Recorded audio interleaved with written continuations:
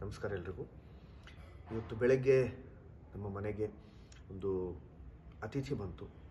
ತುಂಬ ಸುಂದರವಾಗಿರ್ತಕ್ಕಂಥ ಒಂದು ಪಕ್ಷಿ, ಒಂದು ಹಕ್ಕಿ. ಆದರೆ ಬೇಜಾರೇನು ಅಂತಂದರೆ ಅದಕ್ಕೆ ಏಟು ಬಿದ್ದಿತ್ತು. ಅದು ಹಾಗೇ ನಿಂತಿತ್ತು. ಅದು ಅಲ್ಲಾಡ್ತಾ ಇರಲಿಲ್ಲ. ನೀರು ಕೊಡೋದಕ್ಕೆ ಪ್ರಯತ್ನ ಪಟ್ವಿ, ಆದರೂ ಅದು ಅಲ್ಲಾಡಲಿಲ್ಲ. ಹಾಗೇ ಅದು ನಿಂತ್ಕೊಂಡಿತ್ತು.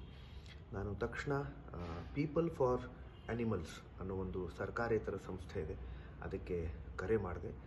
ಈ ಒಂದು ಸರ್ಕಾರೇತರ ಸಂಸ್ಥೆ ಕೆಂಗೇರಿ ಹತ್ತಿರ ಇದೆ. ಅಲ್ಲಿ ಆಸ್ಪತ್ರೆ ಕೂಡ ಇದೆ, ಅವ್ರದ್ದೇ ಆದಂಥ ಒಂದು ಆಸ್ಪತ್ರೆ. ಅವರು ಇದೇ ಥರ ಗಾಯ ಆಗಿರ್ತಕ್ಕಂಥ ಪ್ರಾಣಿಗಳನ್ನು ಅವರು ನೋಡ್ಕೊತಾರೆ, ಚಿಕಿತ್ಸೆ ಕೊಡ್ತಾರೆ.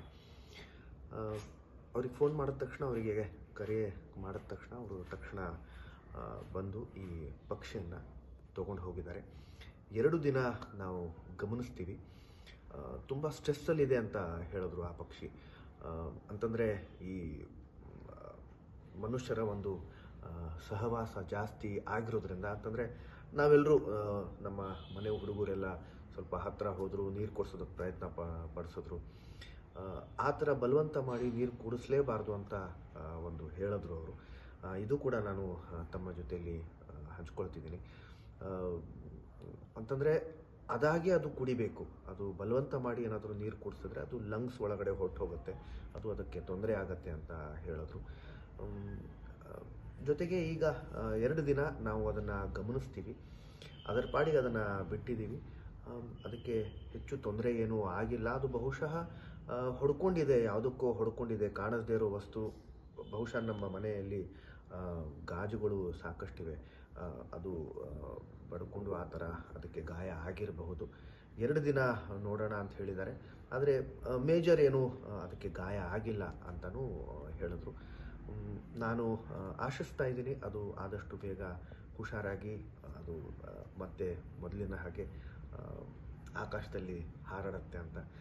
ತಮ್ಮ ಒಂದು ಹಾರೈಕೆ ಕೂಡ, ಆಶೀರ್ವಾದ ಕೂಡ ಆ ಒಂದು ಪಕ್ಷಿ ಜೊತೆಯಲ್ಲಿರಲಿ. ಈ ವಿಡಿಯೋ ಜೊತೆಯಲ್ಲಿ ನಾನು ಆ ಒಂದು ಪಕ್ಷಿಯ ಛಾಯಾಚಿತ್ರವನ್ನು ಹಾಕ್ತಾ ಇದ್ದೀನಿ.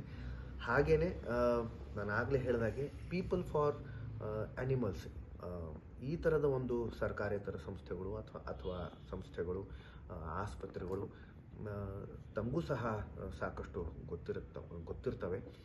ಈ ತರಹ ಏನಾದರೂ ಗಾಯ ಆಗಿರ್ತಕ್ಕಂಥ ಪ್ರಾಣಿಗಳು ಏನಾದರೂ ತಮಗೆ ಸಿಕ್ಕಿದ್ರೆ ಅಥವಾ ತಮ್ಮ ಗಮನಕ್ಕೆ ಬಂದರೆ ದಯವಿಟ್ಟು ಈ ಥರದ ಸಂಸ್ಥೆಗಳಿಗೆ ಕರೆ ಮಾಡಿ ಆ ಪ್ರಾಣಿಗಳನ್ನು ಅಲ್ಲಿಗೆ ಕಳಿಸ್ಕೊಡಿ ಅಂತ ನಾನು ಈ ವಿಡಿಯೋ ಮುಖಾಂತರ ತಮ್ಮಲ್ಲಿ ಕಳಕಳಿಯಿಂದ ಕೇಳ್ಕೊತೀನಿ.